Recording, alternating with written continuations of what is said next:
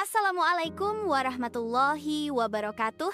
Perkenalkan saya Afi Ifah Huwaidatun Nisa Khairiyah. Pada kali ini saya akan menjelaskan tentang menyusun macam-macam alat tes kognitif. Video ini dibuat untuk memenuhi UAS mata kuliah evaluasi pembelajaran geografi dengan dosen pengampu Dr. Aris Munandar MC. Sebelum masuk ke materi utama, izinkan saya menyampaikan beberapa informasi pendukung yang menjadi dasar pelaksanaan pembelajaran dalam mata kuliah ini. 1. Penjelasan isi mata kuliah evaluasi pembelajaran geografi memberikan gambaran dan contoh aktual kepada mahasiswa mengenai prosedur dan tata cara penilaian pembelajaran serta pemahaman konsep-konsep evaluasi baik dalam proses maupun hasil pembelajaran. Selain itu, mahasiswa juga dibimbing untuk menyusun alat ukur, melakukan kalibrasi, dan memahami penggunaan penilaian hasil belajar geografi. Proses pembelajaran dalam mata kuliah ini menggunakan pendekatan project-based learning. 2.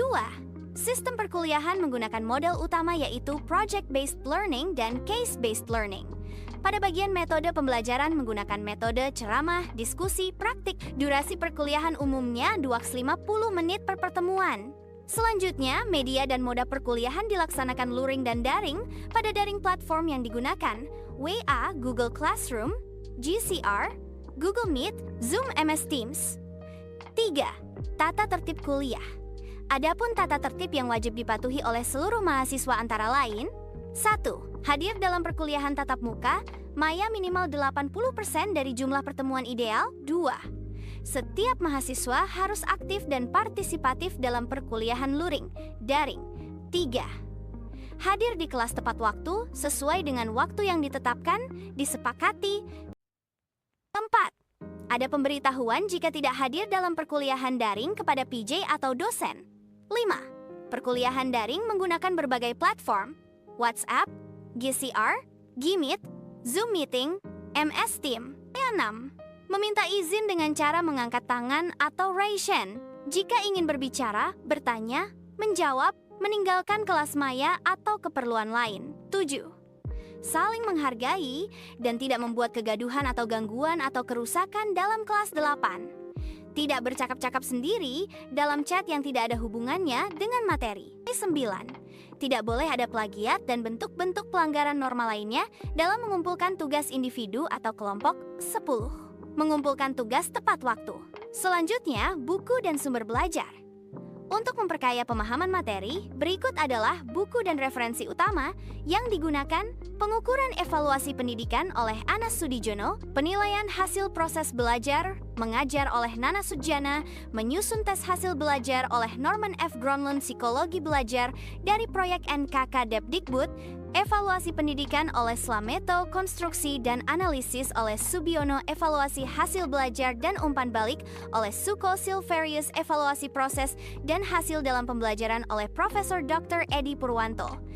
A Taxonomy for Learning, Teaching, and Learning oleh Lauren W. Anderson dan David R. Krathwohl, rancangan penilaian hasil belajar oleh Widiknas Gov. ID. Selanjutnya, materi mengenai kemampuan menyusun macam-macam alat tes kognitif yang mencakup 4 aspek utama, yaitu menyusun kisi-kisi tes, menyusun tes objektif, menyusun tes uraian, dan melakukan skoran terhadap tes kognitif. Evaluasi pembelajaran dalam pendidikan, terutama di bidang geografi, tidak dapat dilepaskan dari keberadaan alat ukur yang valid, reliable, dan objektif. Salah satu alat yang digunakan adalah tes kognitif, yaitu tes yang bertujuan mengukur aspek pengetahuan, pemahaman, aplikasi, hingga analisis siswa.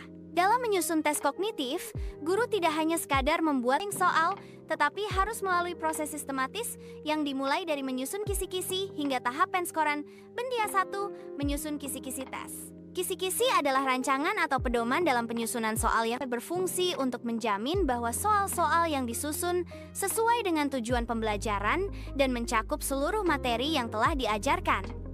Dalam menyusun kisi-kisi, terdapat beberapa komponen penting yang harus diperhatikan. Kompetensi dasar. KD, ini menjadi dasar utama dari indikator soal. B. Indikator, dirumuskan dengan kata kerja operasional yang dapat diamati dan diukur. C. Level kognitif, bisa mengikuti taksonomi Bloom, seperti catu, mengingat, C2 memahami, C3 mengaplikasikan, dan seterusnya. D. Bentuk soal. Apakah pilihan ganda, menjodohkan, atau uraian? Nomor soal untuk memetakan soal berdasarkan indikatornya. Kisi-kisi yang baik harus memenuhi 3 kriteria, yaitu jelas, representatif, dan operasional. Melalui kisi-kisi, guru dapat menjaga kesesuaian antara soal dengan tujuan pembelajaran. 2. Tes objektif adalah bentuk tes yang memiliki satu jawaban benar dan tidak tergantung pada penilaian subjektif guru.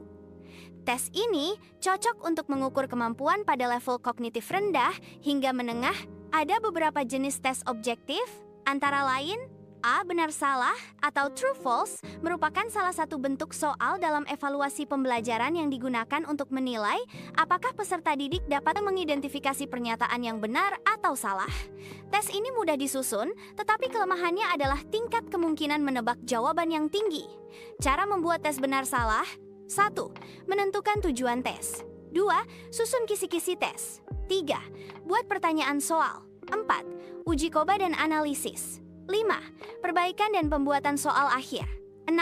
Evaluasi. Contohnya, gunung api merupakan hasil dari aktivitas endogen. Jawabannya hanya bisa dijawab benar atau salah. B. Pilihan ganda. Soal bentuk pilihan ganda menurut Surapranata 2006 adalah soal yang jawabannya harus dipilih dari beberapa kemungkinan jawaban yang telah disediakan. Bila dilihat dari strukturnya, pilihan ganda umumnya terdiri dari 2 bagian, yaitu stem dan option.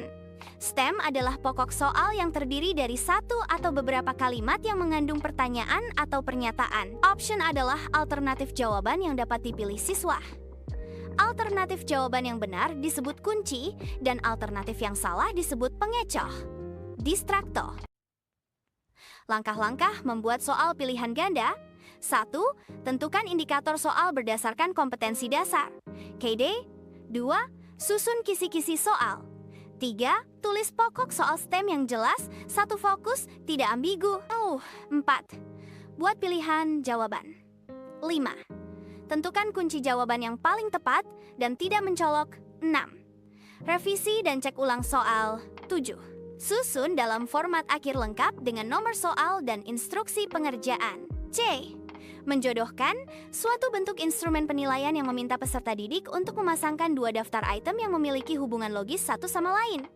Setiap item di satu kolom harus dicocokkan dengan item yang sesuai di kolom lain. Format tes ini terdiri atas: kolom kiri, premis, berisi pertanyaan, istilah, atau pernyataan. Kolom kanan, respons, berisi pilihan jawaban. Langkah pembuatan. 1. Menentukan 2 kelompok informasi. 2. Membuat pasangan soal jawaban yang logis. 3. Memberi petunjuk yang jelas. 4. Menyusun format soal yang rapi. 5. Meninjau soal dan menyiapkan sistem penilaian. Selanjutnya 3. Tes uraian. Berbeda dengan tes objektif, tes uraian meminta siswa untuk menyusun jawaban sendiri. Tes ini sangat cocok digunakan untuk mengukur pemahaman mendalam, kemampuan berpikir kritis, dan analisis. Tes uraian terbagi 2. A. Tes uraian terbatas, short essay. Tes yang cara menjawabnya dengan mengisi kata, frasa, atau angka ke dalam pernyataan yang belum lengkap dan hanya dapat dinilai benar atau salah. Tes jawaban singkat cocok untuk pengetahuan mengenai istilah, fakta, prinsip, hitungan sederhana, dan persamaan reaksi. Membuatnya antara lain: 1. Tentukan indikator soal berdasarkan KD dan tujuan pembelajaran. 2. Rumuskan soal dengan arahan spesifik, jawaban diharapkan singkat dan terarah. 3. Gunakan kata tanya. Langsung seperti sebutkan, jelaskan, bandingkan secara singkat. 4. Batasi ruang lingkup jawaban, misalnya jumlah poin atau aspek tertentu. 5. Buat pedoman penskoran rubrik, berikan skor untuk setiap bagian jawaban. 6. Cek kesesuaian soal dengan level kognitif, biasanya C2 C4 7. Uji coba soal bila memungkinkan untuk melihat kejelasan dan waktu pengerjaan. Contohnya, usaha mengurangi resiko bencana alam disebut B. Tes uraian bebas, extended essay, adalah pertanyaan bersifat terbuka dan memungkinkan jawaban lebih luas. Cara membuatnya: 1. Tentukan kompetensi dan indikator yang ingin diukur, biasanya level tinggi. Cepat cenam. An 2. Rumuskan pertanyaan terbuka yang mendorong siswa berpikir luas dan mendalam. 3. Hindari pertanyaan terlalu sempit. 4. Gunakan kata tanya, mengapa, bagaimana pendapatmu, analisislah, evaluasilah. 5. Siapkan rubrik penskoran holistik atau analitik, mencakup isi, struktur, argumentasi, dan bahasa. 6. Pastikan soal mendorong pemikiran kritis, logis, dan mendalam. 7. Uji keterpahaman soal dan kejelasan instruksi sebelum digunakan. Contoh tes uraian bebas. Analisislah hubungan antara pola curah hujan dan aktivitas pertanian di Indonesia. Terakhir, scoring tes kognitif. Penskoran atau scoring adalah proses memberikan nilai pada jawaban siswa.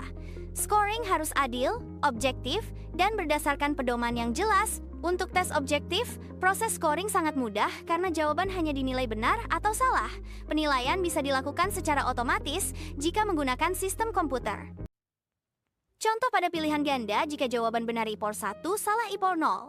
Untuk tes uraian, penskoran bisa menggunakan dua cara, yaitu skor analitik adalah jawaban siswa dinilai berdasarkan bagian-bagian tertentu sesuai rubrik.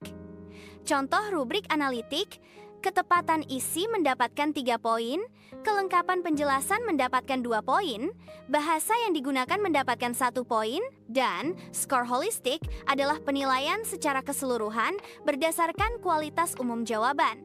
Kedua metode ini perlu rubrik penilaian yang jelas agar dapat digunakan secara konsisten antar penilai. Menyusun alat tes kognitif bukan sekadar membuat soal, melainkan proses ilmiah yang harus memperhatikan tujuan pembelajaran, bentuk soal, dan sistem penskoran. Dengan keterampilan menyusun tes yang baik, guru geografi dapat mengukur capaian kognitif siswa secara akurat dan berkeadilan. Demikian pemaparan dari saya, semoga bermanfaat bagi kita semua.